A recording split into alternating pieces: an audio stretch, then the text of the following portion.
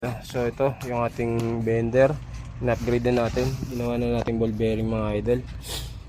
Okay, galing to sa tension bearing ng timer belt sa sasakyan mga idol. So binelding natin dyan, pinuto natin yung bracket. Dati niya kasi na nakaganito lang na mabibengkong pa rin kasi sira yung yung forma ng stirrup. So ito yung tamang bend natin ng stirrup, naka 135 degree kabilaan mga idol. So demo natin.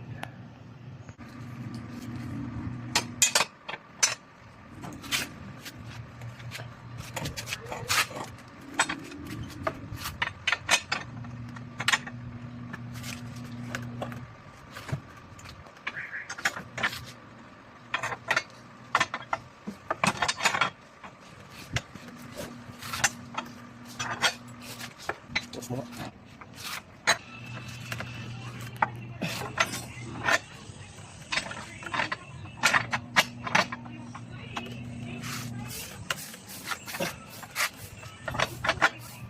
So, ito yung labas mga idol.